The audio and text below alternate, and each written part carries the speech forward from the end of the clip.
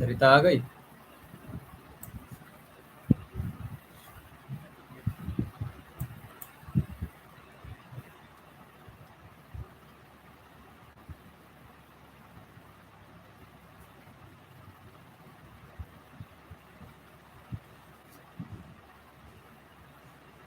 नहीं बोल रही है।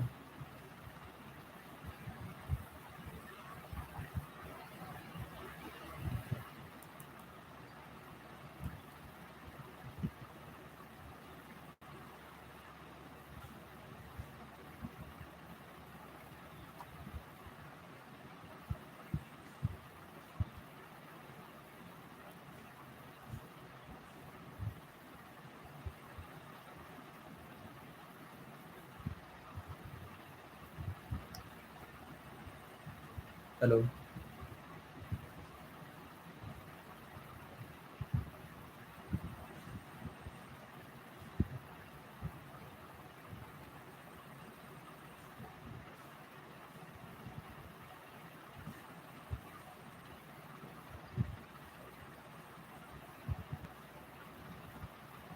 साउंड आ रहा है ना साउंड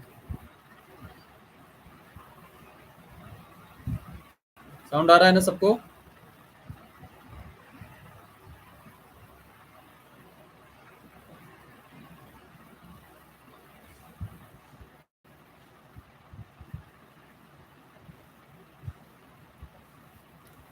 प्लेसेंटा प्रेविया हिंदी में कहते हैं सम्मुखी आपरा।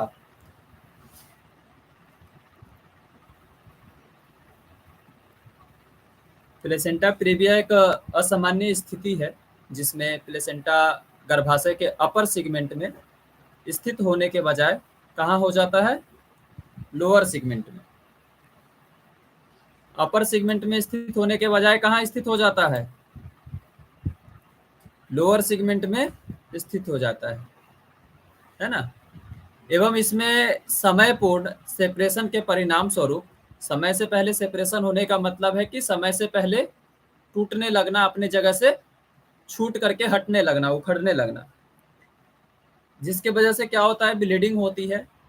प्लेसेंटा प्रेविया के कारण होने वाले जो ब्लीडिंग्स होते हैं वो पेनलेस होते हैं, दर्द नहीं होता है। कारण जो है प्लेसेंटा के गर्भाशय में असामान्य स्थापन का सर्वमान्य कारण अभी तक ज्ञात नहीं है कि क्यों असामान्य रूप से स्थापित होता है, ऊपर से ऊपर के जगह नीचे स्थापित होता है। इसका कारण जो है अभी तक ज्ञात नहीं है, परंतु कुछ सिद्धांत इस प्रक्रिया का वर्णन करने का प्रयास करते हैं, जिसमें कि सबसे पहला सिद्धांत है ड्रॉपिंग डाउन थ्योरी।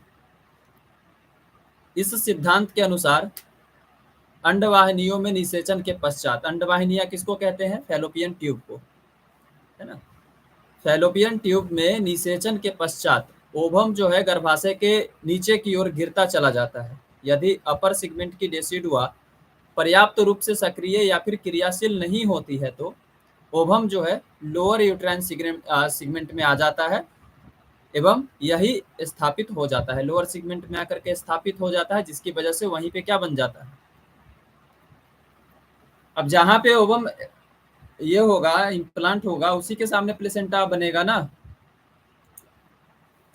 तो वो अपर सेगमेंट में स्थापित होने के बजाय लोअर सेगमेंट में। अब ये देखो, ये एक अनुमानित है ना, ये जो है अनुमानित है, कंफर्म नहीं है कि इसी के वजह से होता है, क्योंकि यहाँ पे लिखा हुआ है कि प्लेसेंटा के गर्भाशय में असामान्य स्थापन का सर्वमान्य कारण अभी तक ज्ञात नहीं है कि किस वजह से होता है, लेकिन कुछ सिद्धांत यानी कि ऐसा माना जाता है कि इस वजह से हो सकता है। तो उसमें सबसे पहला कौन सा था? Dropping down theory. दूसरा है एक अन्य सिद्धांत या फिर मान्यता अनुसार डेसिडुआ में किसी प्रकार का डिफेक्ट होने पर इसमें संयोजित होने वाली कॉर्निक विली तुलनात्मक अधिक क्षेत्र पर फैल जाती है, जिससे कि भ्रूण या फिर ओवम को परिवर्धन के लिए पर्याप्त पोषण प्राप्त हो सके। इससे प्लेसेंटा का आधार क्षेत्रफल जो है विस्तृत हो जाता है, बढ़ जाता है एवं यह लोअर यूट्राइन सेगमेंट में भी आ जाता है। यह भी मान्यता अनुसार है, मानने के अनुसार है ना। इसके साथ साथ प्लेसेंटा प्रेविया को बढ़ावा देने वाले कारक जो है, माँ का उम्र जो है 35 वर्ष से अधिक होना, मल्टी पैरिटी वाली कंडीशन रहती है तो मेल न्यूट्रिशन इन मदर, माँ के अंदर कुपोषण का कंडीशन रहता है तो अगर पहले कभी सिजेरियन सेक्शन हुआ है तो ऐसी कंडीशन उत्पन्न हो सकती है। यूट्रस की किसी प्रकार की सर्जरी जैसे कि मायोमेक्टोमी या फिर हिस्टेरेक्टोमी की गई है तो मायोमेक्टोमी किसको कहते हैं?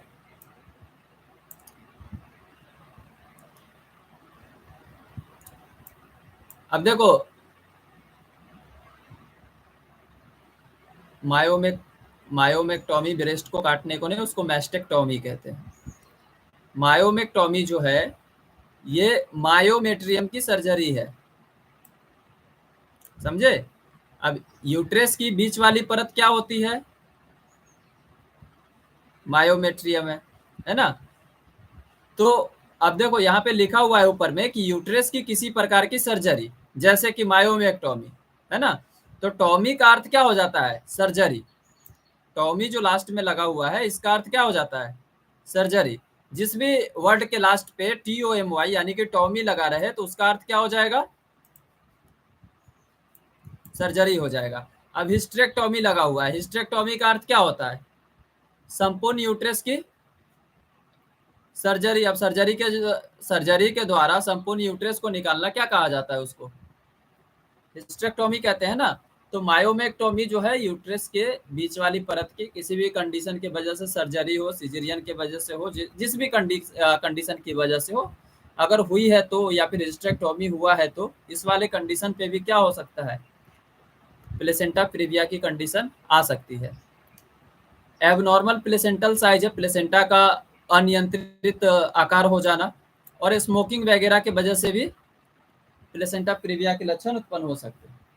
और भी लक्षण है, ETC दे रखा है, इत्यादि इत्यादि में बहुत सारे लक्षण होंगे। प्रकार जो है प्लेसेंटा के लोअर यूट्राइन सेगमेंट में विस्तार की श्रेणी के आधार पर प्लेसेंटा प्रीविया को 4 श्रेणियों में विभक्त किया जाता है। 4 श्रेणी में सबसे पहला टाइप 1 है। यह प्लेसेंटा प्रीविया की सबसे कम विस्तार युक्त श्रेणी है।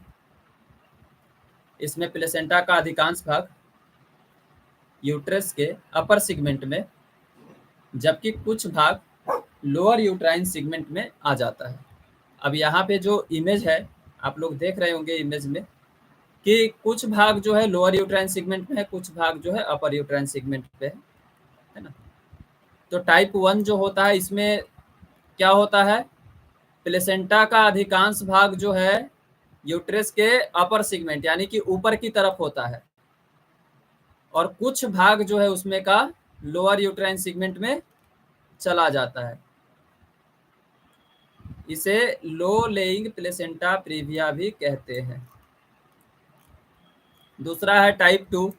इसमें प्लेसेंटा का विस्तार इंटरनल OS तक हो जाता है, परंतु प्लेसेंटा इंटरनल OS को कवर नहीं करता है, यानी कि सर्विक्स के मुंह तक चला जाता है लेकिन सर्विक्स के मुंह को कवर नहीं करता है।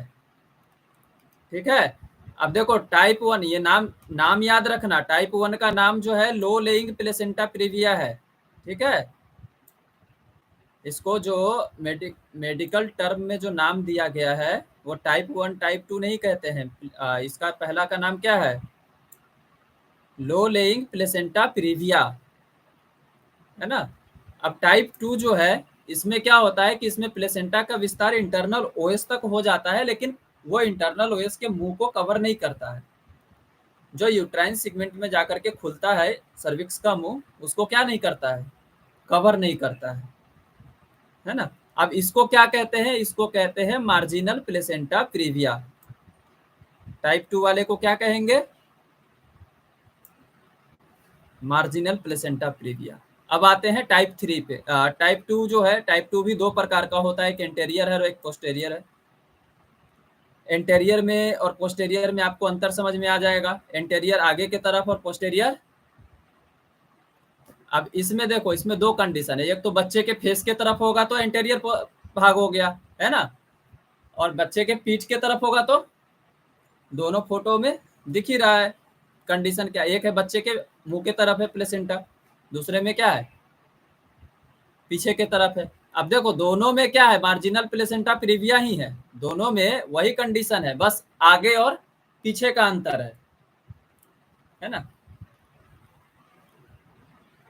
इसमें से टाइप 2 पोस्टेरियर प्लेसेंटा प्रीविया को डेंजरियस प्लेसेंटा प्रीविया भी कहा जाता है, क्योंकि इस स्थिति में एंटेरो पोस्टेरियर व्यास घट जाता है, जिससे प्रसव के दौरान शिशु का सर आसानी से पेल्विस से होकर के नहीं निकल पाता है, नहीं गुजर पाता है।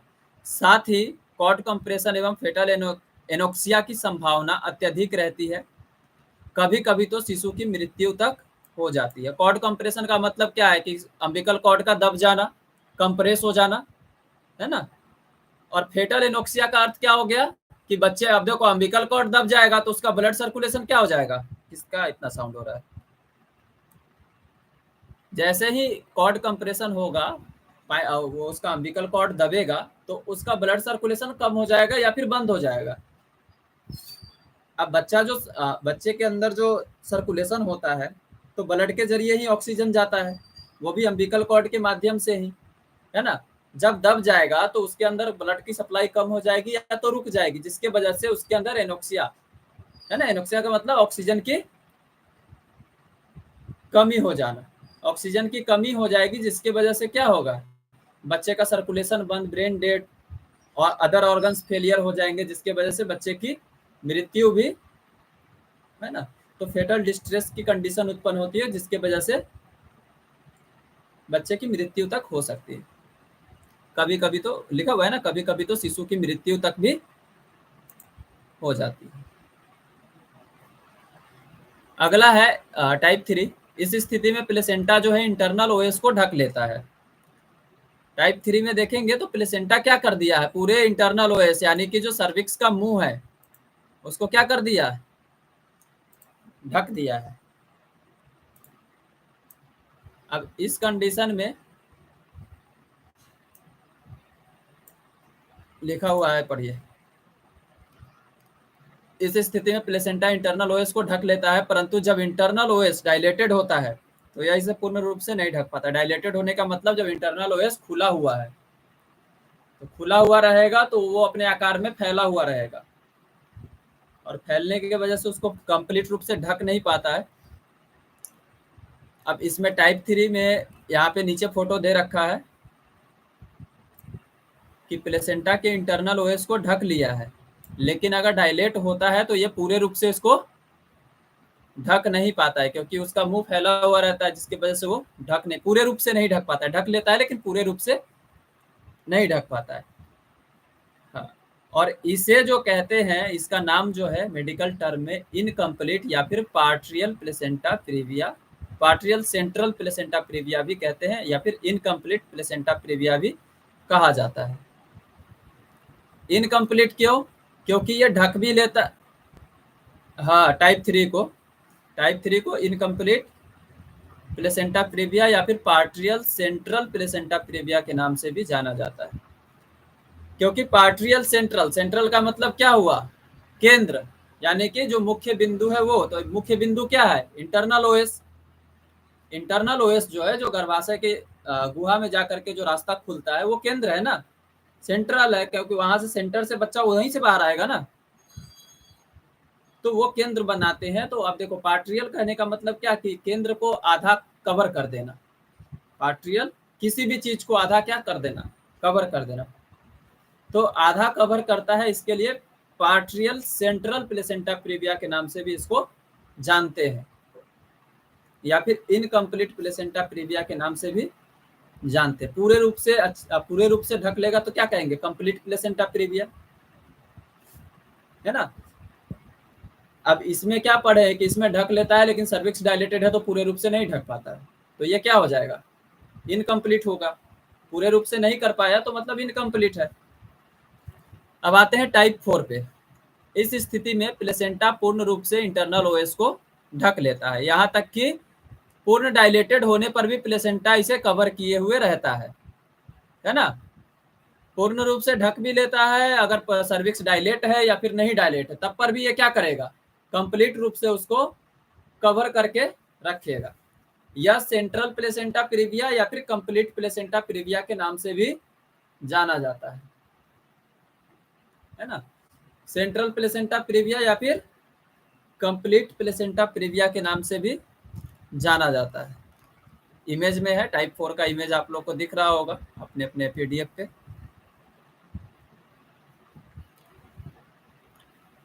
अब इसमें स्पेशल पॉइंट जो है, चिकित्सीय महत्व के लिए इन सभी प्रकार के प्लेसेंटा प्रीविया को 2 श्रेणियों में विभाजित किया जाता है, 2 टाइप्स में डिवाइड कर देते हैं, 2 कैटेगरीज में डिवाइड कर देते हैं। सबसे पहला आता है माइल्ड डिग्री।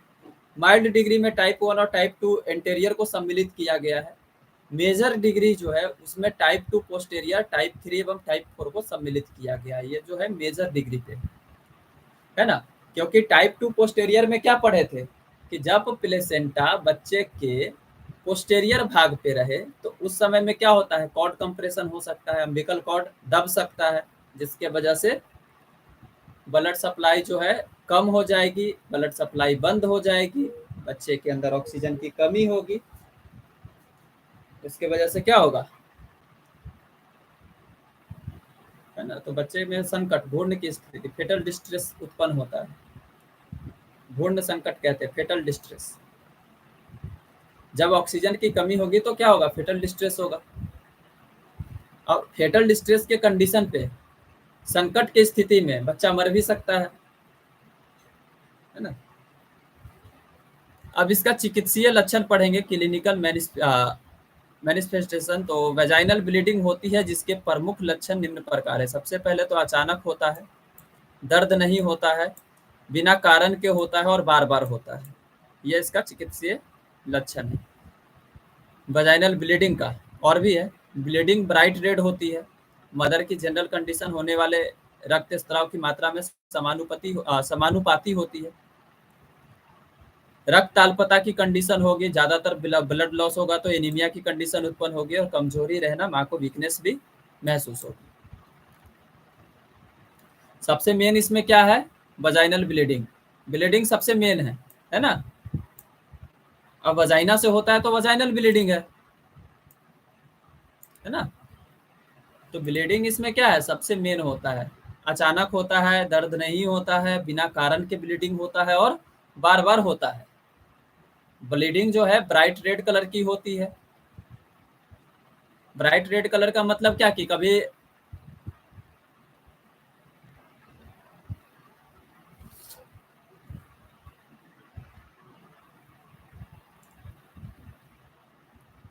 पहले भी होगा। प्लेसेंटा प्रीविया की कंडीशन तुम अभी डेफिनेशन में क्या पढ़ी हो, डेफिनेशन में लिखा हुआ है ना कि प्लेसेंटा प्रीविया एक असामान्य स्थिति है जिसमें प्लेसेंटा यूट्रस के अपर सेगमेंट में स्थित होने के बजाय लोअर सेगमेंट में स्थित होता है और एवं इसमें समय से पहले सेपरेशन होना चालू हो जाता है। यानी कि बच्चे के गर्भावस्था का समय कंप्लीट होने से पहले ही उसमें क्या हो जाएगा, सेपरेशन होने लगेगा। यानी कि प्लेसेंटा अपने यूट्रस से सेपरेट होने लगेगा। तो यूट्रस से सेपरेट होगा, अपने स्थान से अलग होगा। तो प्लेसेंटा तुमको पता है कि जहां जुड़ा हुआ रहता है वहां पे क्या रहता है, ब्लड वेसल्स, कॉर्निक विली, है ना। तो अब देखो वहां से वो सेपरेट हो जाएगा। तो ये भी एक कंडीशन है कि जब तक यूट्रस के सारे कॉन्सेप्शंस बाहर नहीं आते हैं तब तक यूट्रस अपने आप को सिकुड़ा नहीं पाता है, कठोर नहीं कर पाता है। तो वो फूला हुआ रहेगा, वो सॉफ्ट रहेगा, क्योंकि अंदर में बच्चा मौजूद है, सारा कुछ मौजूद है। और प्लेसेंटा क्या होने लगा, सेपरेट होने लगा, यानी कि उखड़ने लगा। तो प्लेसेंटा जहां से उखड़ेगा वहां से ब्लीडिंग होगी ना। यही कंडीशन होती है, सेपरेशन होने की वजह से क्या होता है, ब्लीडिंग होती है। अब ब्लीडिंग जो है ब्राइट रेड कलर की इसके लिए होती है, डार्क कलर की कब आएगी, जब पुराना खून, किसी घाव का खून, या फिर है ना, वो पुराना खून अगर बॉडी के अंदर से बाहर निकलता है तो डार्क कलर की ब्लीडिंग आती है। किसी घाव का खून है, पुराना है, तो वो डार्क आएगा। लेकिन जब आपका ताजा खून बाहर आएगा उस समय डार्क रेड आएगा, डार्क रेड कहते हैं, ब्राइट रेड कलर का आएगा। जैसे हाथ वगैरह कटता है तो उस समय काला खून निकलता है, जो ब्राइट रेड है वही खून आता है ना बाहर। कॉम्प्लिके कॉम्प्लिकेशंस इसमें क्या क्या हो सकती हैं? अब देखो, खून निकल जाने की वजह से एनीमिया की कंडीशन उत्पन्न होगी, बहुत ज्यादा ब्लड लॉस होगा तो, और एनीमिया ब्लड लॉस की वजह से ही कमजोरी वगैरह भी उत्पन्न होती है। कॉम्प्लिकेशंस इसमें क्या क्या हो सकती है? तो प्लेसेंटा प्रीविया बने रहने की स्थिति में निम्न जटिलताएं उत्पन्न हो सकती हैं। सबसे पहला, मैटरनल में गर्भावस्था के दौरान क्या क्या हो सकता है? शॉक वाली कंडीशन, आघात वाली कंडीशन। शॉक तो सेकेंड ईयर से पढ़ के आ रही हो। किस वजह से शॉक की कंडीशन उत्पन्न होती है? हाइपोवोलेमिक शॉक कहते हैं इसको। इसको जो इस वाले कंडीशन में जो शॉक की कंडीशन लिखा हुआ है, आघात का लक्षण उत्पन्न होना, इसको हाइपोवोलेमिक शॉक कहते हैं। हाइपोवोलेमिक शॉक का मतलब होता है शरीर से बहुत ज्यादा मात्रा में खून का, तरल का नहीं, खून का निकल जाना, तो उसको हाइपोवोलेमिक शॉक कहते हैं, जिसके वजह से शॉक की कंडीशन उत्पन्न होती है। कुप्रस्तुति है, ब्रीच प्रेजेंटेशन वगैरह, जिसको मेल प्रेजेंटेशन के नाम से जानते हैं। मेल प्रेजेंटेशन, मेल प्रेजेंटेशन का मतलब क्या है कि वो अपने प्रस्तुति में, कुप्रस्तुति जो है मेल प्रेजेंटेशन, वो ब्रीच वाला कंडीशन है, शोल्डर डिस्टोसिया वाला कंडीशन है, सोल्जर प्रेजेंटेशन है, जिसमें बच्चा अपने सामान्य स्थिति में ना हो करके आड़ा टेढ़ा हो, ट्रांसवर्स लाई भी पड़ी हो, है ना, तो अपने सामान्य प्रेजेंटेशन में ना हो करके टेढ़ा हो। समय पूर्व प्रसव ना होना, समय से पूर्व प्रसव होना, सॉरी, प्री मैच्योर डिलीवरी में भी ये कंडीशन उत्पन्न हो सकती है। प्रसव के दौरान क्या क्या हो सकता है? तो स्लो डायलेशन होता है, early rupture of membrane, EROM कहते हैं शॉर्ट फॉर्म में इसको। ये हो भी सकता है कि एग्जाम में आप लोग का आ जाए। EROM क्या होता है? EROM का फुल फॉर्म होता है अर्ली रप्चर ऑफ मेम्ब्रेन, है ना। झिल्ली का समय से पूर्ण क्या हो जाना? फट जाना। कॉर्ड प्रोलेप्स कर सकता है। कॉर्ड प्रोलेप्स भी बताए हैं कि जो बच्चा का अम्बिकल कॉर्ड है वो उसके सर से नीचे की ओर लटक जाता है ना, तो बाहर की ओर लटक जाना, कॉर्ड प्रोलेप्स कर जाना। किसी भी चीज में प्रोलेप्स लगा है तो वो चीज नीचे की ओर क्या हो जाना? लटक जाना। जेनाइटल प्रोलेप्स भी होता है, रेक्टम प्रोलेप्स भी होता है, तो सब अपने अपने स्थिति में है। जो यूट्रस है वो अपने जगह से नीचे की ओर लटक जाता है, समझे। तो आपके अंदर के जो इंटरनल जेनाइटल ऑर्गन्स है ना, वो क्या होंगे? अपने जगह से नीचे की ओर लटक जाएंगे। तो उसमें पेसरी,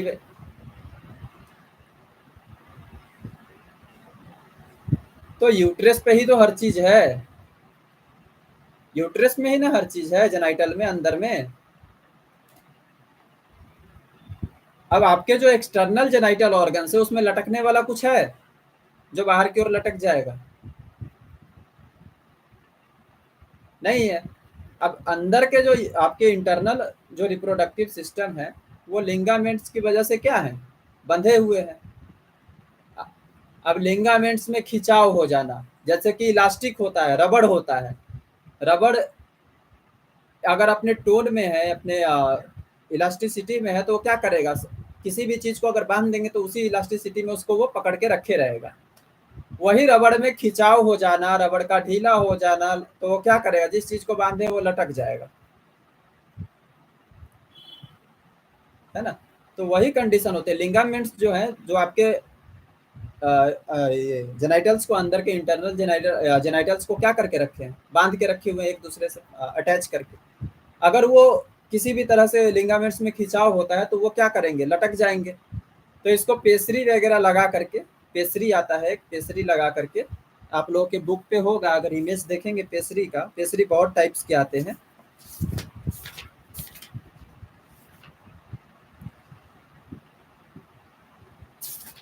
पेसरी का इमेज आपको दिया है पेज नंबर 262 पे।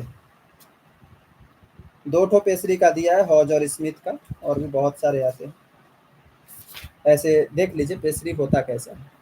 ये सिलिकॉन रबर का होता है।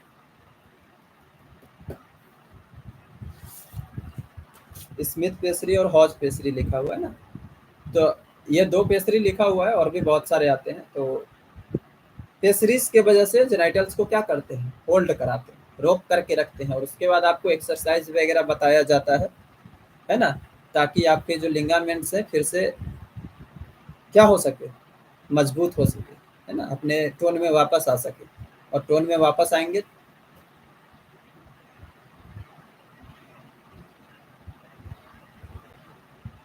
हाँ होता है।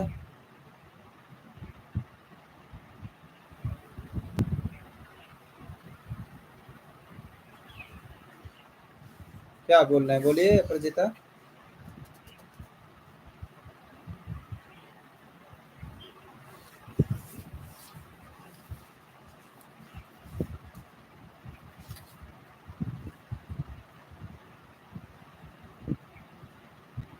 गोल सा रहता है उसी को पेस्ट्री कहते हैं, जब देख रही हो इमेज।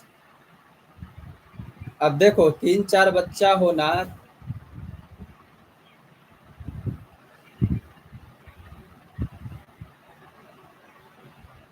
वही है।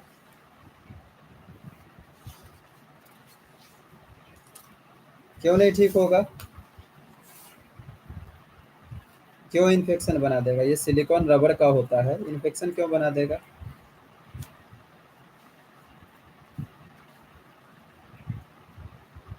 ज्यादा दिन तक रहेगा तो इन्फेक्शन बना देगा, तो उसका टाइम लिमिट होता है ना, कब चेंज करना है, आप खुद से एडजस्ट कर सकते हैं। ये क्योंकि कभी कभी क्या होता है ना, स्लिप भी हो जाता है अपने जगह से, तो खुद से आप उसको एडजस्ट भी कर सकते हैं, तो सारा चीज़ को आप प्रोसीजर बताया जाता है ना लगाने के समय में।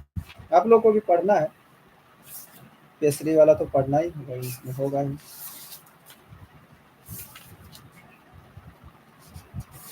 देख अभी पढ़ेंगे, इसके लिए तो थ्योरी कहा जाता है ना। प्रैक्टिकली तो आप देख लेंगे हर चीज़ की, ऐसे होता है, वैसे होता है, ये होता है, वो होता है, लेकिन वो होता क्या है ये तो समझना जरूरी है ना। अब कब देखी होगी, कहाँ देखी होगी, ये तो तुम लोगों को पता होगा, कब देखी हो, कहाँ देखी हो। लेकिन आज के डेट में तुम पढ़ रही हो, 10/10/2023 को तुम ये चीज पढ़ रही हो, और तुमको याद आ गया कि हाँ ये चीज हम देखे थे। वो भी आज वो पढ़ नहीं रही हो, हम एक नॉर्मली बता दिए हैं, जैसे कि कॉर्ड प्रोलेप्स करता है उसी तरह जेनाइटल भी प्रोलेप्स करते हैं।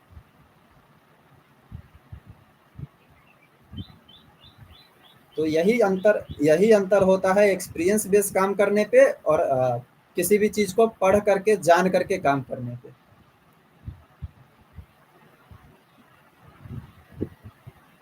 अब तुमको देखी होगी जिस समय में, उस समय तुमको हाँ चलो ठीक है ये लगा दिए इसके वजह से, अब क्या होता है इसके वजह से पता नहीं है, लेकिन लगा दिए। अब उसका नाम क्या है, उसका काम क्या है, ये कुछ पता नहीं है, बस वहां लगा दिए ये तुमको पता है ना, कि वहां पे उसको लगा दिया गया, लेकिन उसका नाम क्या, उसका काम क्या, उसको वो हम नहीं जानते हैं। तो अभी अभी तो वो हम बता दिए हैं जनरली, और इसका जो जब ये आएगा टॉपिक आएगा तो एकदम डिटेल में पढ़ लेंगे। अभी तो पहले ये देख लेते, कॉर्ड प्रोलेप्स कर जाता है, इंट्रापार्ट्रम हेमरेज हो जाना। इंट्रापार्ट्रम हेमरेज किसको कहेंगे।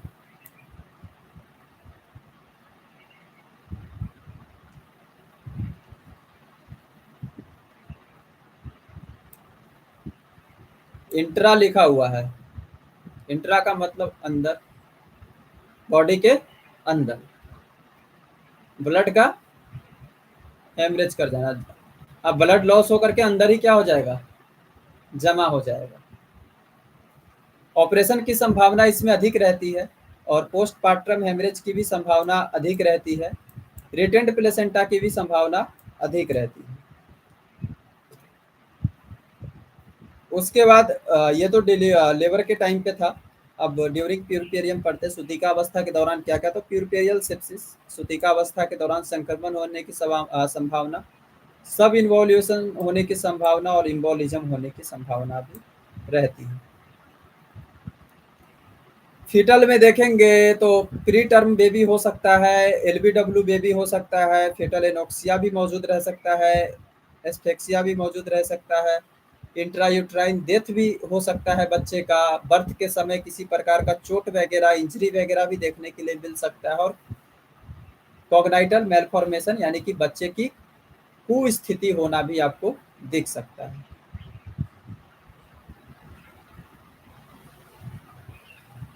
इंट्रायूट्राइन सब इनोव्यूलेशन का मतलब अभी तो पढ़ी हो इसमें।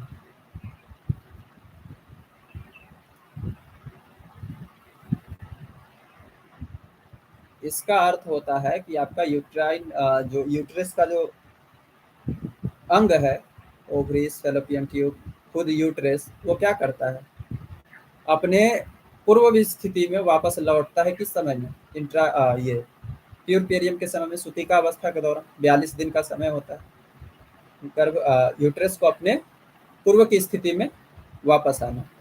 तो उस समय में हो सकता है कि वो ऐसी कॉम्प्लिकेशन उत्पन्न होती है इस वाले कंडीशन पे, जिसमें कि उसको इनओव्यूलेशन करने में समय लगता है, होता है, लेकिन बहुत उसकी जो प्रोसेस है वो बहुत धीरे होगी,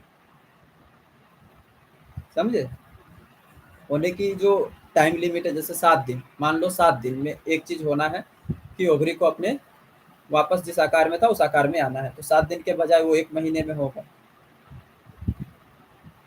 ये कंडीशन उत्पन्न हो जाती है, प्रोसेस का धीरे होना। मैनेजमेंट इसका किस प्रकार से करेंगे, तो प्लेसेंटा प्रीविया एक मात्र लक्षण है जो पेनलेस ब्लीडिंग होता है। इस लक्षण में ब्लीडिंग होने के समय में क्या होगा, दर्द नहीं होगा, एकमात्र ऐसा लक्षण है। प्लेसेंटा प्रीविया की स्थिति में गर्भाशय कठोर या फिर सूजन युक्त भी नहीं होता है, परंतु कुछ परिस्थितियों के प्रकट होने पर इसकी संभावना अधिक होती है। जैसे प्रथम बार गर्भधारण करने वाली महिला में 36 सप्ताह पश्चात भी फीटस का सर जो है पेल्विस में इंगेज नहीं होता है। दूसरा कंडीशन है कि कुस्थिति की स्थिति विशेषतः ब्रिज प्रेजेंटेशन होने पे होती है, लाई ऑब्लिक या फिर ट्रांसवर्स होने पर भी यह कंडीशन हो सकती है। दर्द वाली कंडीशन, अब इसमें तुम पढ़ी ना नीचे की मैनेजमेंट में कि ये एकमात्र पेनलेस ब्लीडिंग वाली कंडीशन है, लेकिन प्लेसेंटा प्रीविया की स्थिति में गर्भाशय कठोर या फिर सूजन युक्त भी नहीं होता है ना, परंतु कुछ स्थितियों के परिस्थितियों के प्रकट होने के बाद इसकी संभावना अधिक हो जाती है, जिसमें कि गर्भाशय कठोर भी, सूजन युक्त भी महसूस होगा, दर्द भी महसूस हो सकता है। और वो कंडीशन ये सब है कि प्रथम बार जो महिला माँ बनती है वो 36 सप्ताह पूरा करने के बाद भी क्या होता है, बच्चे का सर जो है पेल्विक में इंगेज नहीं करता है, नहीं आता है, नीचे की ओर नहीं घसकता है। कुस्थिति है, ब्रिज प्रेजेंटेशन, ट्रांसवर्स लाई, ऑब्लिक लाई, ये सब वाले में कंडीशन पे भी क्या होगा, है ना, बच्चे का जो ये माँ का जो गर्भाशय कठोर, सूजन युक्त, दर्द होना, ये सब कंडीशन आपको दिखेगी। इसी प्रकार प्लेसेंटा प्रीविया की स्थिति में होने वाली ब्लीडिंग की मात्रा असमान होती है, कुछ रोगी में थोड़ी थोड़ी मात्रा में बार बार होता है, और वहीं कुछ रोगी में 28 सप्ताह के बाद एक बार ही ब्लीडिंग की हिस्ट्री मिलती है। हालांकि होने वाली ब्लीडिंग माइल्ड, मॉडरेट या फिर सीवियर भी हो सकती है। जिस प्रकार से पेशेंट की कंडीशन है उस प्रकार से आपको ब्लीडिंग देखने के लिए मिलेगी। अब इसमें आप पढ़ लिए कि मात्रा असमान होती है, किसी में समान मात्रा नहीं, एक समान नहीं निकलता है कि जितना उसमें निकला है उतना ही सब में निकलेगा, है ना, मात्रा असमान होती है। ब्लीडिंग की हिस्ट्री कैसे मिलता है, तो कुछ रोगी जो है थोड़ी थोड़ी मात्रा में बार बार ब्लीडिंग की हिस्ट्री देते हैं, कुछ बताते हैं कि 28 सप्ताह के बाद एक ही बार ब्लीडिंग आया है ना। हालांकि होने वाली ब्लीडिंग जो है वो माइल्ड, मॉडरेट और सीवियर यानी कि कम, मध्यम और गंभीर दर्जे का भी हो सकता है। यहाँ तक कि सोते या आराम करते समय भी ब्लीडिंग हो सकती है। होने वाली ब्लीडिंग का कलर जो है चमकीला लाल यानी कि ब्राइट रेड होता है, जो यह इंगित करता है कि फ्रेश ब्लीडिंग है, ब्लड जो है वो साफ खून है, ताजा खून है। प्लेसेंटा की लो स्थिति होने के कारण होने वाली संपूर्ण रक्त हानि वजाइना से होकर बाहर आ जाती है एवं किसी प्रकार के थक्के का निर्माण गर्भाशय में नहीं होता है। इसी कारण यह ब्लीडिंग पेनलेस होता है, दर्द विहीन होता है। प्लेसेंटा प्रीविया की स्थिति होने पर इसका प्रबंधन जो कैसे करेंगे, हम मैनेजमेंट कैसे करेंगे, तो होने वाले रक्तस्राव की मात्रा इन तथ्यों पर निर्भर करती है। सबसे पहला तथ्य क्या है कि होने वाले रक्तस्राव की मात्रा, अमाउंट ऑफ ब्लीडिंग कितनी है। दूसरा है condition of mother and fetus, माता एवं शिशु की स्थिति क्या है। तीसरा क्या है, प्लेसेंटा की स्थिति क्या है, प्लेसेंटा कौन से जगह पे है। चौथा क्या है, गर्भावधि कितने दिन की है, कितने सप्ताह की है, कितने महीने की है ना, ड्यूरेशन ऑफ प्रेगनेंसी और स्टेज। प्लेसेंटा प्रीविया का प्रबंध आरेख चित्र द्वारा प्रदर्शित किया गया। आरेख चित्र जो नीचे दिया गया है वो।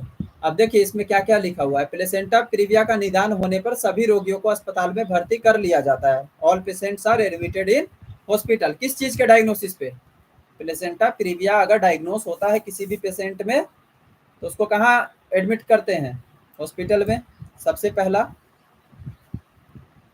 दूसरा है तत्पश्चात सभी आवश्यक परीक्षण किए जाते हैं। आवश्यक परीक्षण टेस्ट क्या क्या करवाएंगे, तो रोगी की स्थिति का सतत निरीक्षण करना चाहिए, ऑब्जर्वेशन करते हैं, दिए जाने वाले उपचार की योजना प्लान तैयार करते हैं कि क्या क्या उपचार इसको देना है, रोगी के स्वास्थ्य स्तर को सुधारने के लिए आवश्यक प्रयास किए जाते हैं इत्यादि। ये सब चीज हम करेंगे। इसके पश्चात रोगी की स्थिति का आकलन करेंगे। स्थिति का आकलन किस प्रकार से, यदि रोगी की स्थिति कम गंभीर होना और रोगी की स्थिति गंभीर होना। दो प्रकार का पेशेंट हो सकता है, जिसकी स्थिति माइल्ड मॉडरेट में है वो कम गंभीर स्थिति में है, जिसकी स्थिति सीवियर में यानी गंभीर अवस्था में है वो गंभीर में है। दो कंडीशन में आता है ना पेशेंट। तो अब देखिए कम गंभीर वाले रोगी और गंभीर वाले रोगी के लक्षण को पहले पढ़ते हैं। कम गंभीर वाले रोगी में ब्लीडिंग अनुपस्थित होना, एफएचएस आपको अच्छे से सुनाई देगा, माता की स्थिति ठीक रहेगी, भ्रूण की गतिविधि जारी रहेगी, बच्चे का मूवमेंट वगैरह होते रहता है। ये वाले स्थिति में पेशेंट जो है कम गंभीर है। गोल्डी तुम्हारे तरफ से डबल साउंड आ रहा है।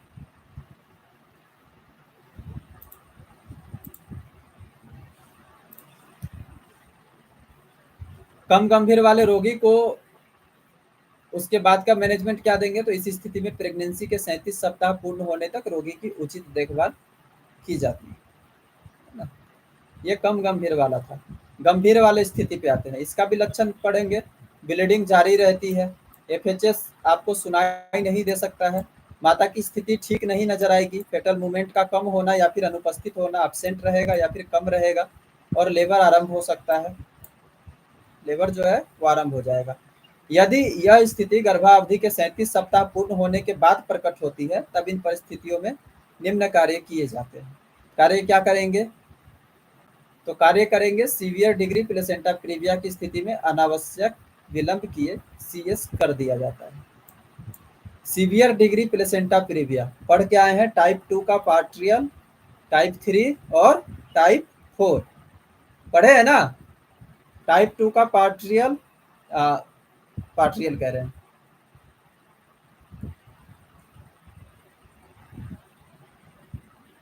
टाइप 2 का पोस्टेरियर, सॉरी पार्ट्रियल हम कह रहे थे, पोस्टेरियर होता है, एंटेरियर पोस्टेरियर होता है ना। तो टाइप 2 का एंटेरियर वाले पे बच्चा है तो वो किस पे है, माइल्ड डिग्री पे है, मेजर डिग्री पे नहीं, सीवियर में नहीं है वो। लेकिन सीवियर डिग्री पे कौन रहेगा, टाइप 2 का पोस्टेरियर भाग पे अगर प्लेसेंटा है तो, टाइप 3 पे है तो, और टाइप 4 पे है तो, है ना। तीन कंडीशन है। टाइप 2 का कौन सा, पोस्टेरियर, पीछे की तरफ प्लेसेंटा का लगा होना। टाइप 3 होना जिसको कि पार्ट्रियल सेंट्रल प्लेसेंटा प्रीविया कहते हैं, या फिर टाइप 4 जिसको सेंट्रल या फिर कंप्लीट प्लेसेंटा प्रीविया के नाम से भी जानते हैं, है ना। यही तीन था ना। सीवियर डिग्री जिसको मेजर डिग्री कहते हैं, माइल्ड और मेजर दो ही डिग्री था ना। चलिए अगर इस वाले स्थिति पे मेजर वाले स्थिति पे मिलता है तो उसको क्या कर देना चाहिए, सीएस कर देंगे। माइल्ड डिग्री पे मिलता है, mild degree placenta previa type 1 और टाइप 2 के इंटीरियर स्थिति में होता है, लिखा हुआ भी है यहाँ पे। तो इन वाले स्थिति में ऑक्सीटोसिन का ड्रिप स्टार्ट किया जाता है एवं आर्टिफिशियल रप्चर ऑफ मेम्ब्रेन किया जाता है। आर्टिफिशियल रप्चर ऑफ मेम्ब्रेन का मतलब खुद से झिल्ली को, मेम्ब्रेन को फाड़ना आर्टिफिशियल तरीके से।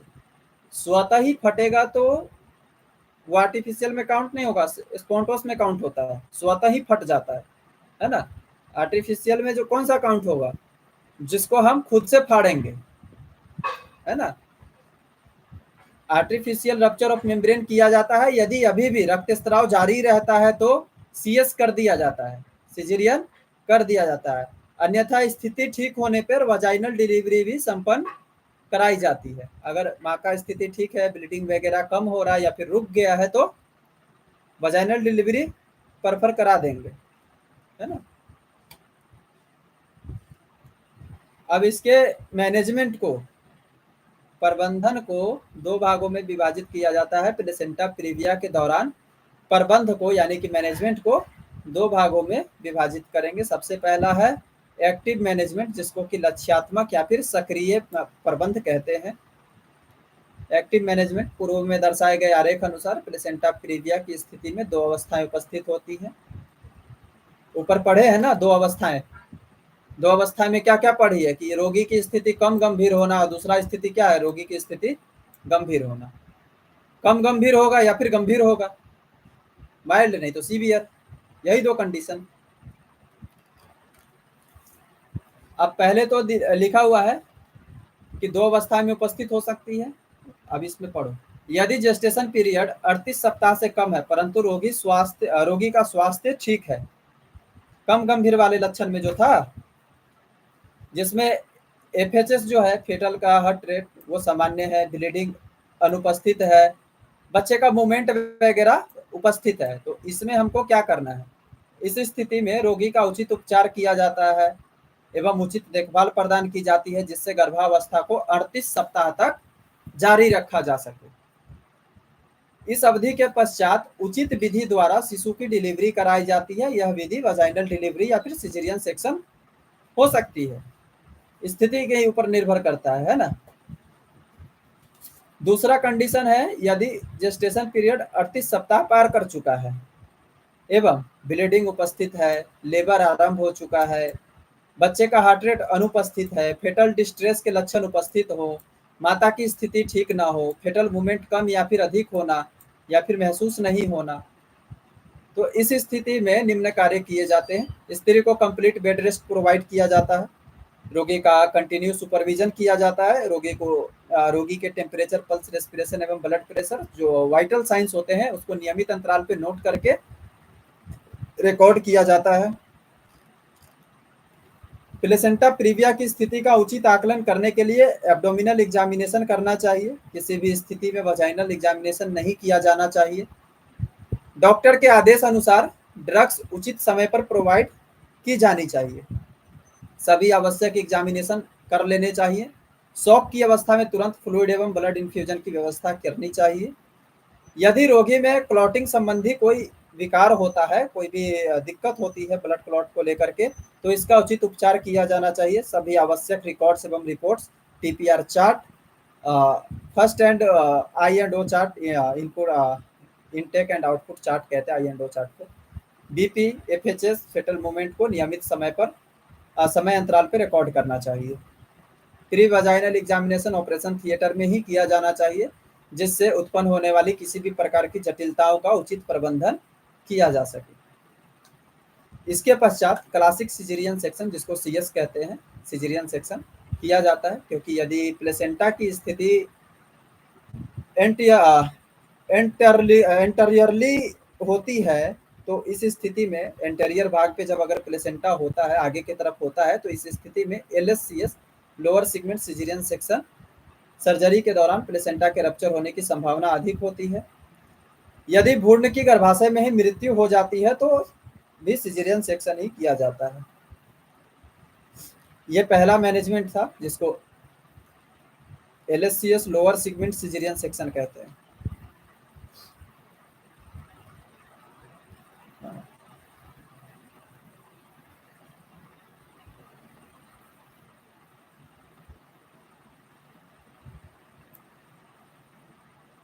वही है, लोअर सेगमेंट पे चीरा लगा करके बच्चे को डिलीवर कराना, लोअर सेगमेंट सिजेरियन सेक्शन कहा जाता है।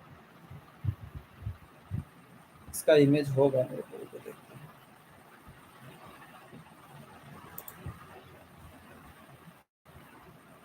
देखते हैं इमेज मिल गया तो दिखा देंगे, ना चाहिए।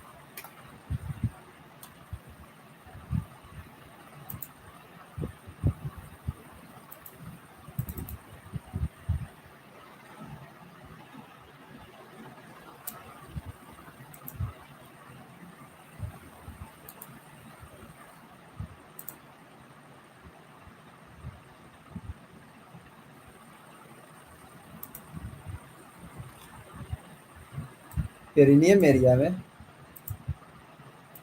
पेरि, पेरिनियम एरिया में सी सेक्शन कैसे लगाओगी? देखो इमेज, इमेज तुम्हारे व्हाट्सएप ग्रुप में डाल दिए हैं।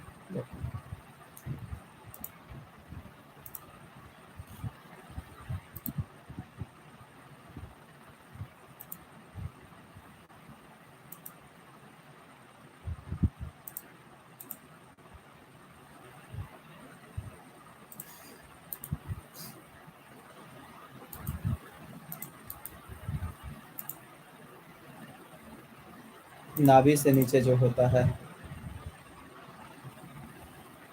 लो लोअर सेगमेंट में क्या करना है, चीरा लगा करके बच्चे को बाहर कर। अब देखो सीएस में ज्यादातर अभी एलएससीएस ही होता है, समझे? सिजेरियन में ज्यादातर क्या होता है, एलएससीएस। अब जो पहले होता था सिजेरियन सेक्शन, उसमें क्लासिक सिजेरियन सेक्शन को,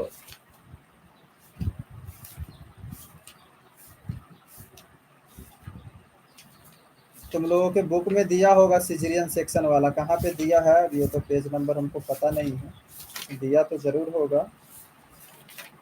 हाँ दिया है पेज नंबर 164 पे।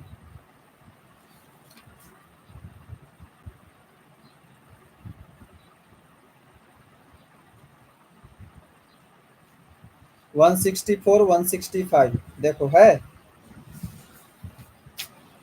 अब उसमें पढ़ लो क्या सिजेरियन सेक्शन के कितने टाइप्स हैं। एलएससीएस है, लोअर यूट्राइन सेगमेंट ऑपरेशन, जिसको लोअर सेगमेंट सिजेरियन सेक्शन कहते हैं। यूएससीएस है, अपर सेगमेंट सिजेरियन सेक्शन, और सिजेरियन हिस्टेरेक्टोमी। अब इसमें देखो क्लासिक वाला जो है, जिसको 2 नंबर कहते हैं, अपर सेगमेंट सिजेरियन सेक्शन। अब इस प्रकार की शल्य चिकित्सा का बहुत कम उपयोग किया जाता है, लिखा हुआ है ना, अपर सेगमेंट या फिर क्लासिक सिजेरियन सेक्शन लिखा हुआ है। कम उपयोग किया जाता है। इसमें पेट के ऊपरी भाग से गर्भाशय को चीरा लगाया जाता है। इस प्रकार का चीरा जल्दी ठीक नहीं होता है, इसी वजह से। एलएससीएस को पढ़ोगी तो इस ऑपरेशन को एलएससीएस कहते हैं। यह एक ट्रांस पेरिसनल ऑपरेशन होता है। आजकल 98% मामलों में यही ऑपरेशन प्रचलन में है। इस प्रकार में गर्भाशय के निचले खंड पर एक आड़ा ट्रांसवर्स चीरा लगाया जाता है। इस प्रकार का चीरा जो है जल्दी से ठीक हो जाता है। और हिस्टेरेक्टोमी तो पता ही है सबको। इस प्रकार के इस ऑपरेशन में शिशु के साथ ही गर्भाशय को भी निकाल दिया जाता है।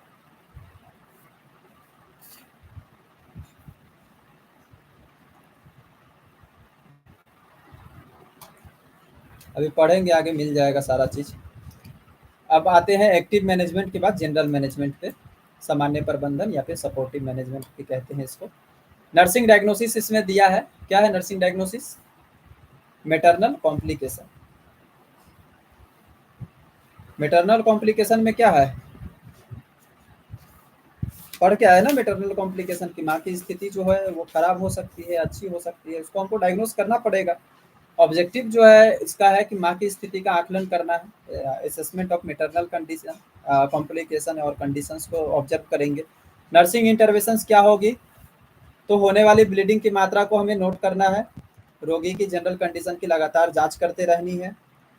रोगी को साइकोलॉजिकल सपोर्ट प्रोवाइड किया जाना चाहिए।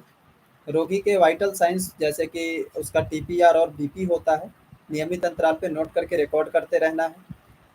रोगी का सतत निरीक्षण करना चाहिए। रोगी को होने वाली ब्लीडिंग के बारे में नर्स को सूचित करते रहना चाहिए। होने वाली ब्लीडिंग के कारण रोगी को वीकनेस अनुभव हो सकती है, साथ ही भूख भी लगती है। अतः आवश्यक ऊर्जा की पूर्ति करने के लिए रोगी को हाई कैलोरी डाइट प्रोवाइड की जानी चाहिए। यदि ब्लीडिंग की मात्रा अत्यधिक हो तो रोगी की त्वचा का कलर भी नोट करना चाहिए कि स्किन का कलर कैसा है। ज्यादातर मात्रा में ब्लीड आउट होगा तो क्या हो जाएगा, स्किन का कलर पीला हो जाएगा, नीला हो जाएगा कि पीला हो जाएगा।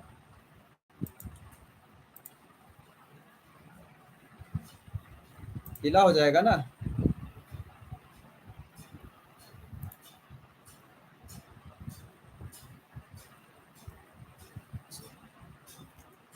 अगला नर्सिंग डायग्नोसिस क्या है।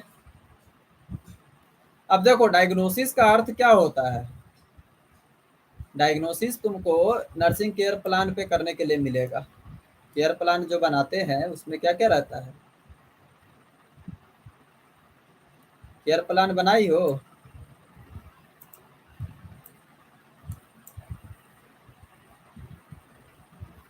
बनाए नहीं है लेकिन पढ़े हैं। कहाँ पढ़े हैं, हमको भी थोड़ा ऑटोग्राफ में कहाँ था केयर प्लान।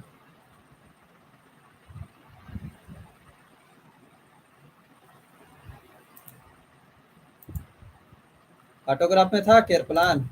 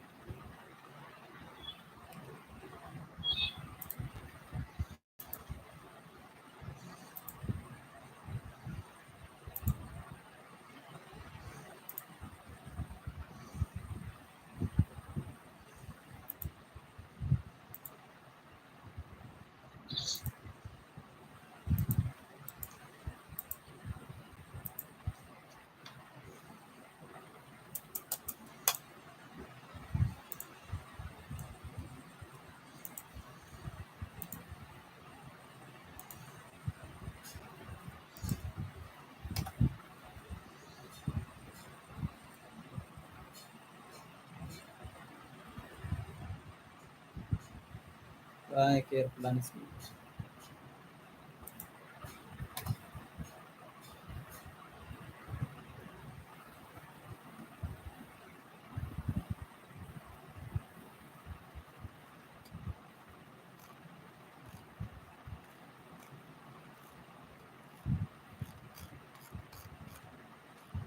ये है ना, दिख रहा है। दिख रहा है सबको।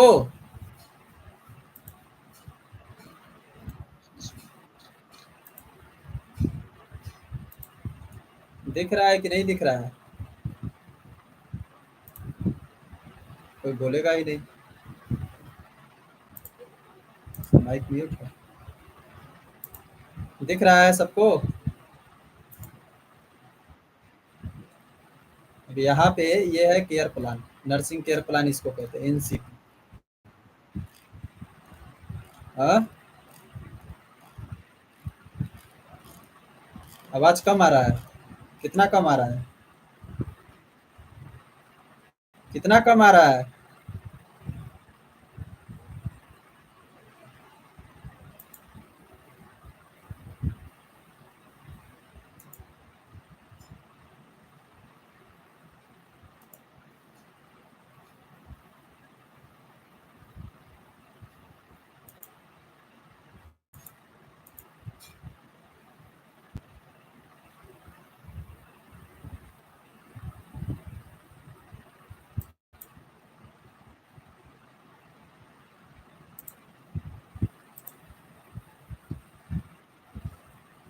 आ रहा है साउंड अभी?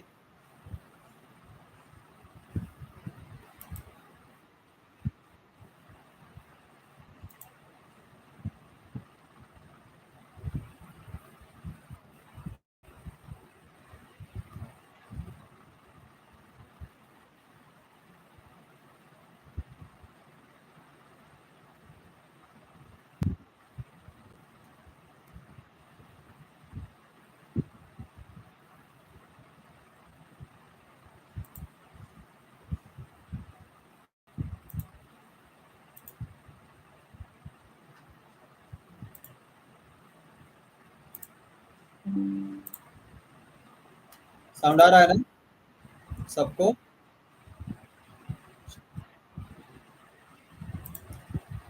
ये केयर प्लान, एनसीपी, इसको क्या करते हैं? नर्सिंग केयर प्लान, एनसीपी कहते हैं।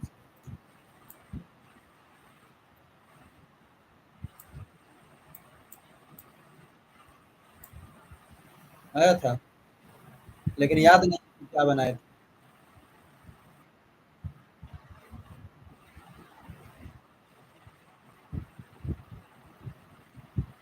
एनसीपी का फुल फॉर्म क्या होता है?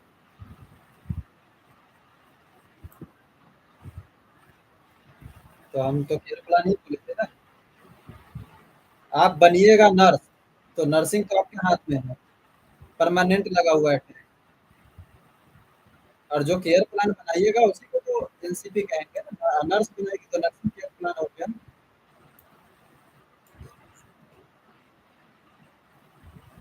असेसमेंट में क्या क्या?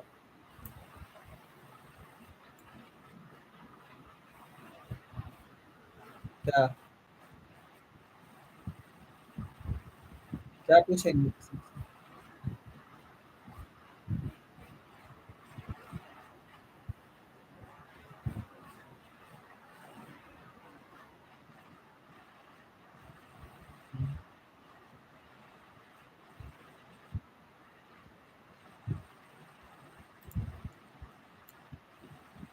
वैसे ही लिख।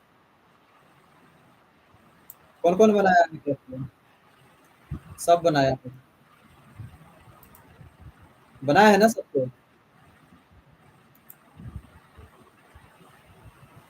गोल्डी नहीं बनाई है?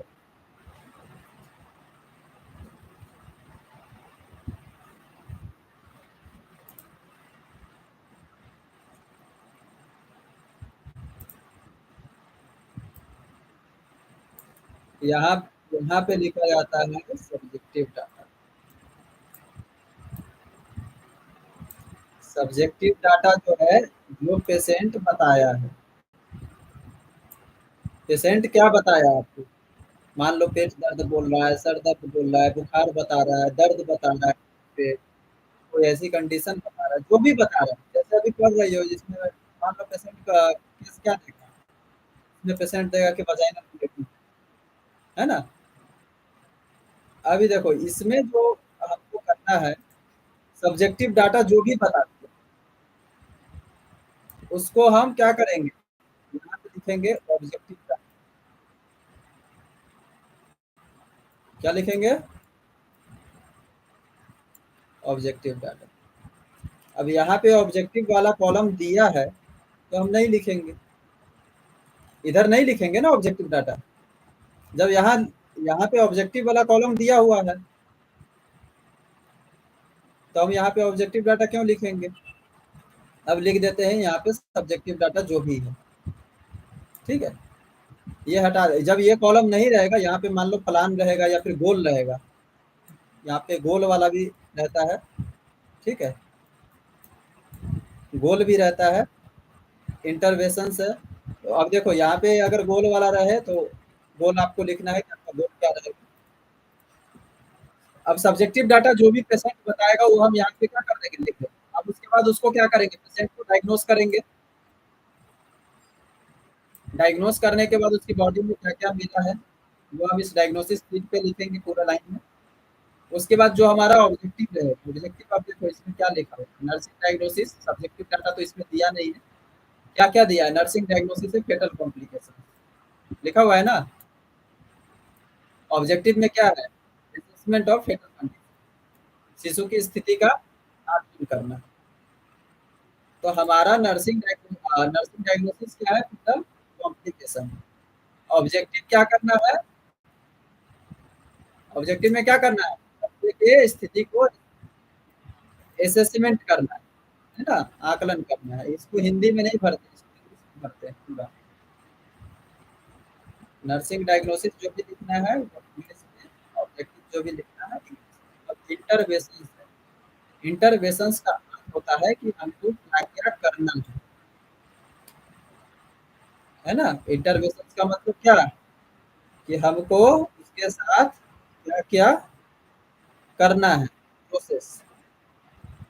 क्या-क्या करना है वो हम इसमें लिखेंगे और जो करेंगे वो इसमें लिखेंगे।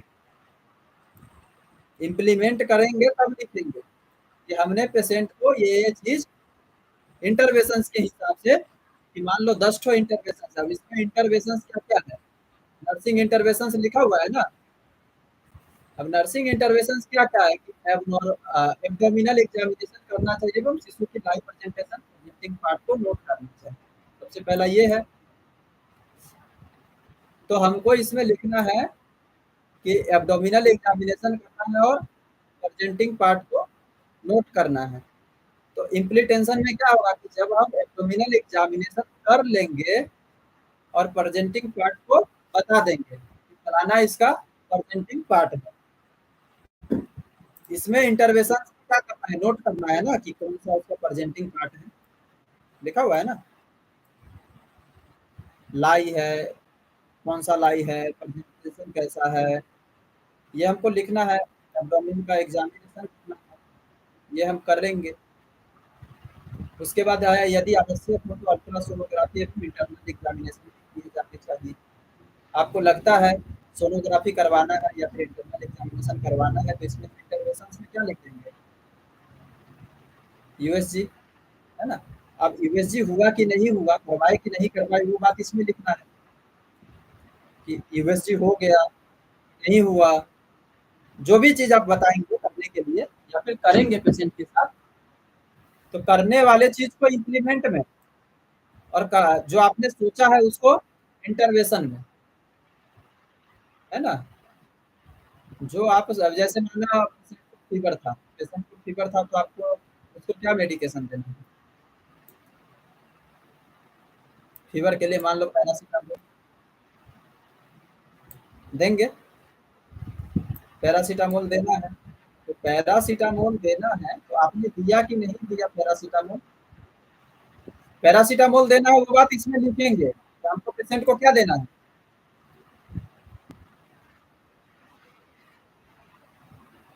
जो भी है फीवर की दवा जो भी आपके पास अवेलेबल है, वो आप दवाई इसमें इंटरवेंशन में लिख देंगे। अब इंटरवेंशन में लिख दिए तो आपने पैरासिटामोल पेशेंट को दिया कि नहीं दिया?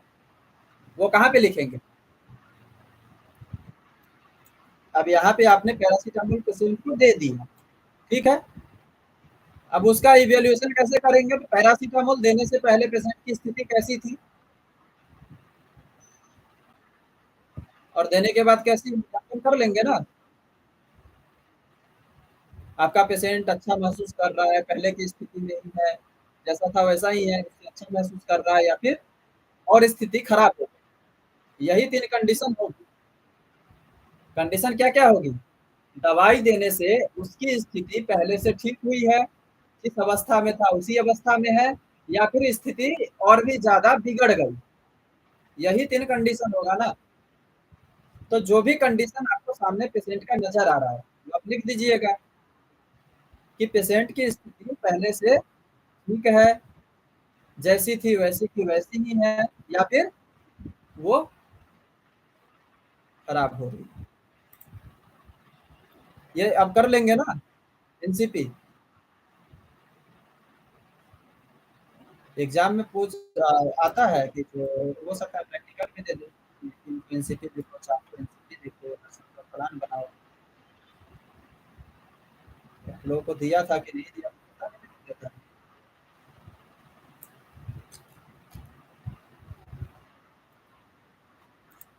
दिया था तो किस में से देख कर, कहाँ से लिखे थे?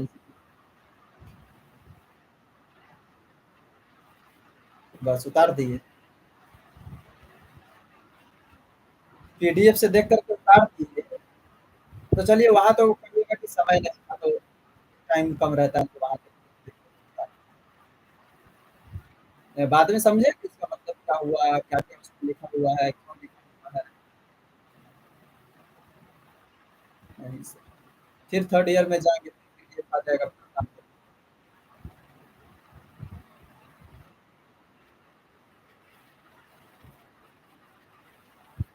अरे ठीक है, आपको फ़ोन कर दिया तो एग्ज़ाम है ना हॉस्पिटल में, कौन पीडीएफ आएगा, कहाँ से आएगा? कौन देगा? तो क्या उतारोगी?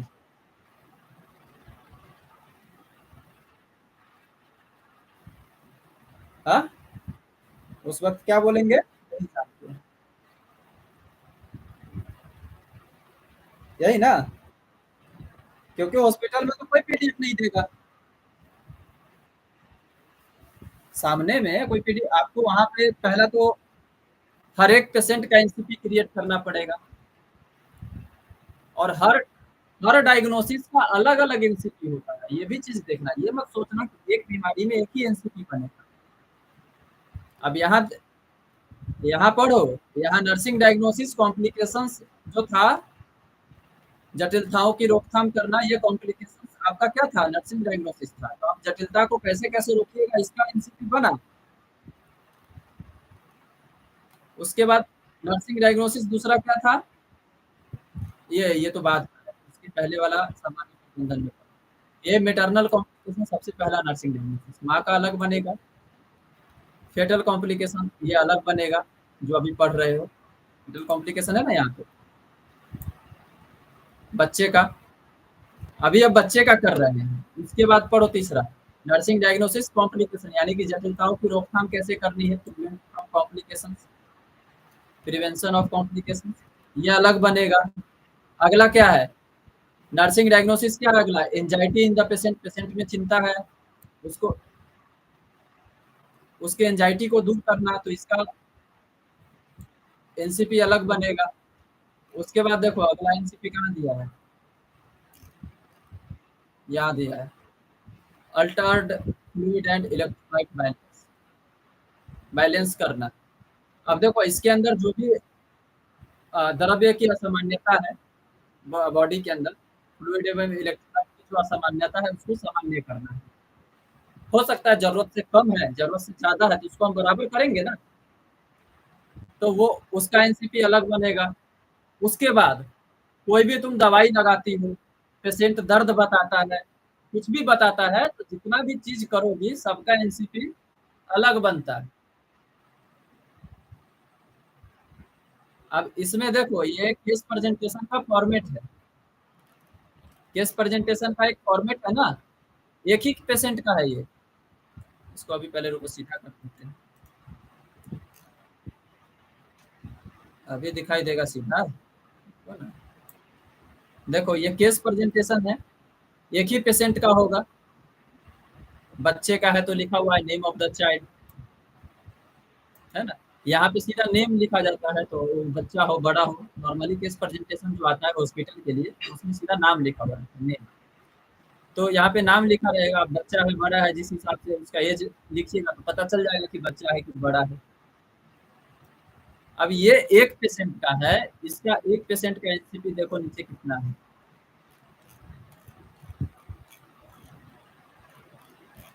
तो फिजियोलॉजी पे आ गए, डायग्नोसिस पे आ गए नर्सिंग के। ये है एक तो नर्सिंग केयर प्लान, ये दूसरा आ गया, ये तीसरा आ गया। अब इसमें तो तीन ही दिया है, सात सात आठ आठ केयर प्लान बनाने पड़ते हैं एक पेशेंट का, 10 10 केयर प्लान बनाना पड़ता है। आप जितना भी प्रोसीजर उसके साथ कीजिएगा ना, सबका केयर प्लान हमको अलग अलग पड़ेगा। अब ये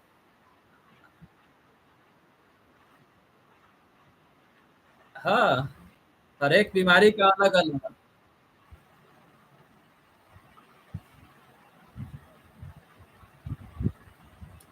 अलग ही नहीं, उस एक बीमारी में भी कितना टाइप हो जाता है। जैसे कि अभी पढ़ रही हो ना, तो ये एक ही केस है, प्लेसेंटा प्रीविया का ही केस है, पूरा प्लेसेंटा प्रीविया का केस पढ़ रही हो ना। अब इसमें पहला पहला कंडीशन किसका है, मैटरनल कॉम्प्लिकेशन, माता की स्थिति का आकलन करना है, असेसमेंट ऑफ मैटरनल कंडीशन हमको करना है। दूसरा क्या है, बच्चे का असेसमेंट करना है, assessment of fetus condition, fetal condition.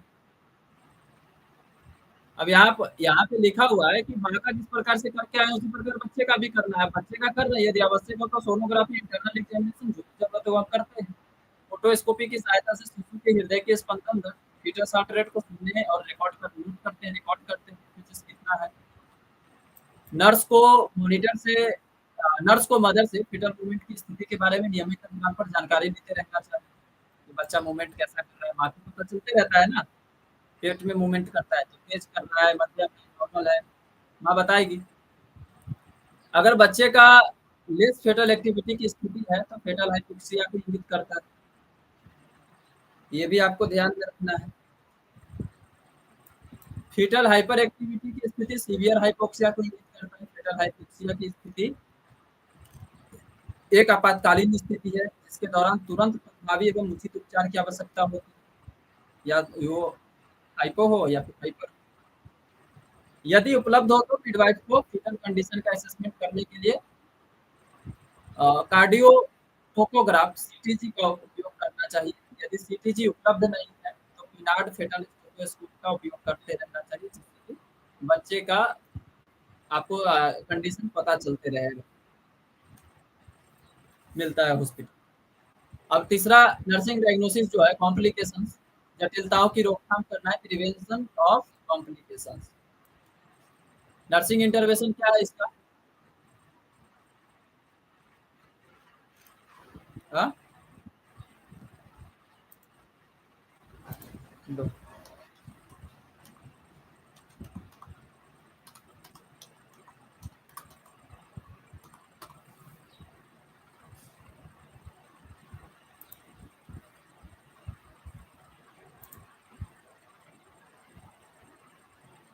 ये है सिटी, दिखा। अब इसमें ये 3 तो कॉर्ड दिख रहा है, ये कहाँ लगाएंगे,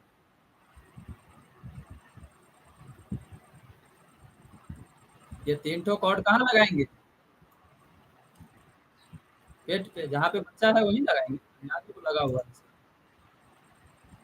देखो लगा हुआ है ना, 3 ठो कॉर्ड है। अब ये जो रीडिंग होगा बच्चे का movement होगा, ये कहाँ दिखाएगा, मॉनिटर पे दिखाते रहेगा, रीडिंग दिखाते रहेगा।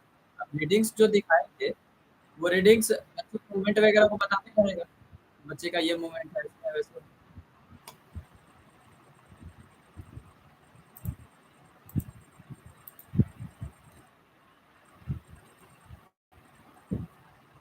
अगला नर्सिंग डायग्नोसिस क्या है, प्रिवेंशन ऑफ कॉम्प्लिकेशन, जटिलताओं की रोकथाम।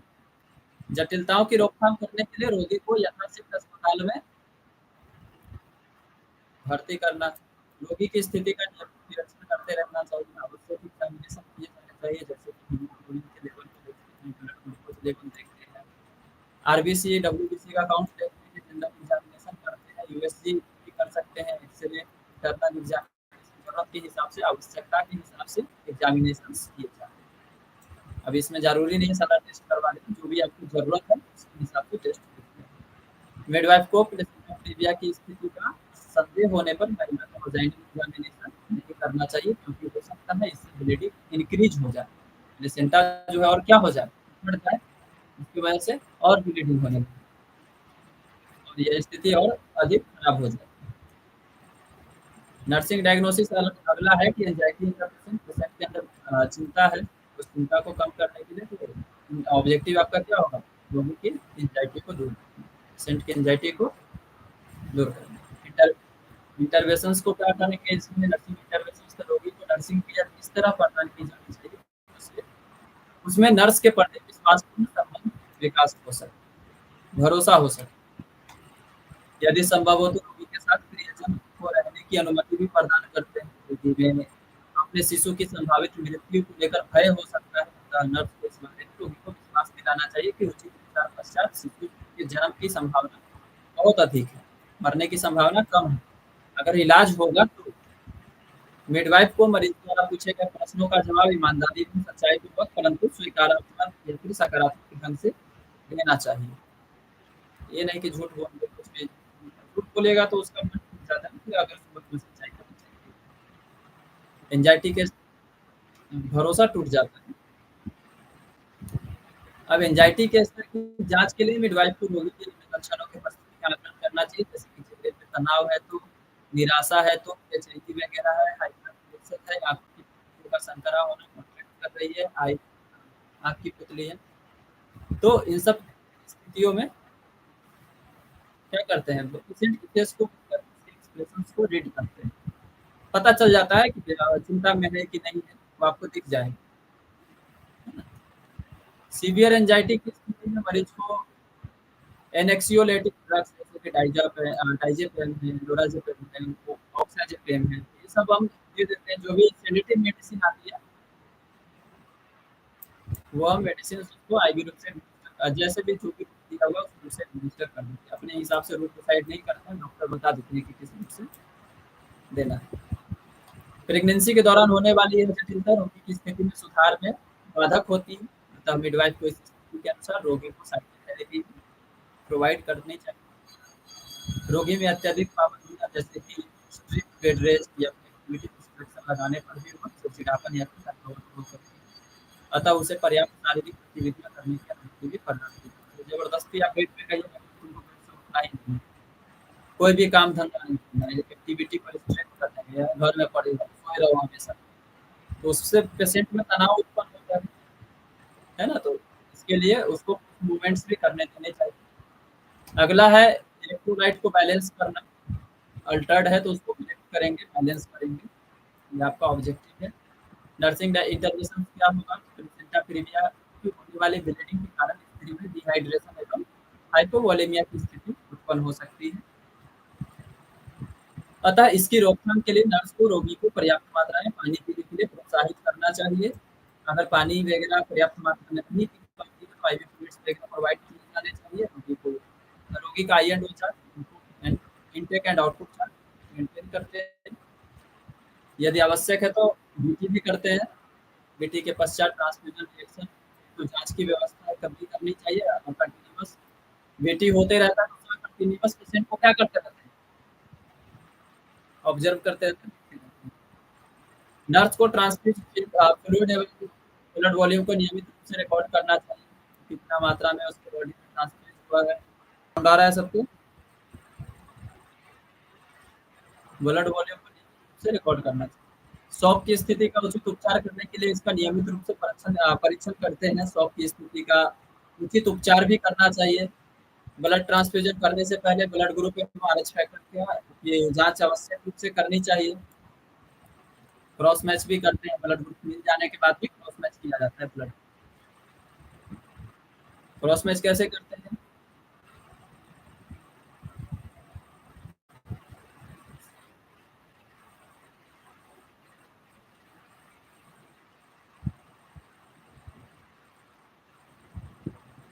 बॉडी से जो आपके शरीर के अंदर खून है उसको लेते हैं किस चीज पे, ग्लास के स्लाइड पे, स्लाइड रहता है उसको स्लाइड कहते हैं, ग्लास स्लाइड। इस प्रकार का स्लाइड लेंगे, है ना? एक पे बॉडी, पेशेंट की बॉडी का खून, दूसरे पे जो खून चढ़ाना है वो, है ना? उसके बाद दोनों स्लाइड को आपस में मिला करके उसके बाद उसको थोड़ा सा मिक्सअप करते हैं। मिक्स करने के बाद थोड़ी देर के लिए रोकते हैं उसको। अगर खून फट गया, अगर खून फट गया अलग अलग, जैसे कि खून अलग और प्लाज्मा उसमें अलग हो गया, तो नहीं, नहीं चढ़ाएंगे। अगर ब्लड नहीं फट गया, नॉर्मल है तो चढ़ा,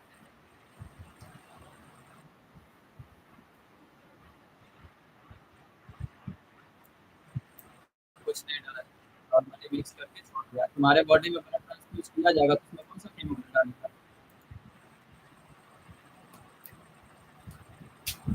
कोई केमिकल नहीं डाला जाता, छोड़ दिया जाता है मैच करके। वो ज़्यादा टाइम नहीं लगता है, अगर नहीं क्रॉस मैच करेंगे ना, अगर खून फटने वाला होगा तुरंत फट जाएगा मैच करते के साथ।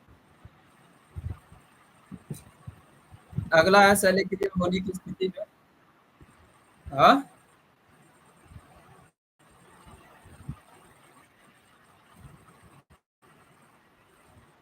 शल्यक्रिया होने की स्थिति में पूर्व एवं पश्चात शल्यक्रिया विकल्प प्रदान करना, pre and post operative care, placenta praevia की सीवियर केस में सिजेरियन सेक्शन की संभावना अधिक रहती है। ऐसी स्थिति में सभी को आवश्यक देखभाल प्रोवाइड की जानी चाहिए। सबसे पहले तो ऑपरेशन से पहले मरीज से एवं मरीज के परिवार वालों से रिटन कंसेंट साइन करने संबंधी पत्र, है ना। ऑपरेशन से पूर्व 6 घंटे तक पेशेंट को इनक्यूब रखते हैं। सभी आवश्यक रिपोर्ट एवं रिकॉर्ड्स को एकत्रित कर लेते हैं और सबको सीरियलाइज कर देते हैं एक सीरियल में।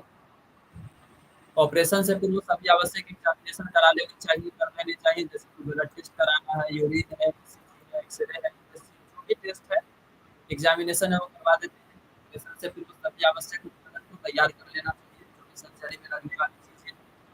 ऑपरेशन से पूर्व ऑपरेटिव साइट्स की उचित प्रकार से सफाई करनी चाहिए। सफाई करने के लिए हम क्या करते हैं, पहले सर्जिकल साइट से बाल को हटाते हैं, उसके बाद साबुन एवं पानी से उसको साफ किया जाता है। सेवलॉन है, डेटॉल है, एंटीसेप्टिक सॉल्यूशन जो भी है, जिससे उसको साफ करते हैं। उसके बाद बीटाडीन से उसकी सफाई की जाती है ना, सर्जिकल साइट की जहाँ पे सर्जरी हुई। ऑपरेशन से पूर्व डॉक्टर द्वारा प्रिस्क्राइब्ड एंटीबायोटिक समय पर प्रोवाइड करना चाहिए।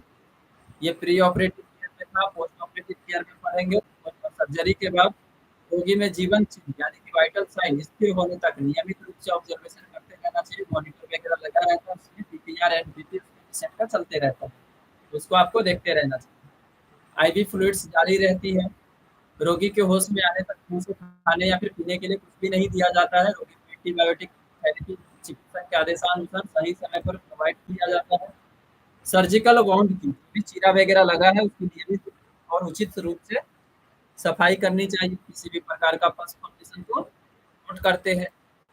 रोगी की पर्सनल हाइजीन को भी मेंटेन करते हैं, एनवायरमेंटल हाइजीन को भी मेंटेन करते हैं। रोगी को वेल न्यूट्रिटिव डाइट प्रदान करनी चाहिए।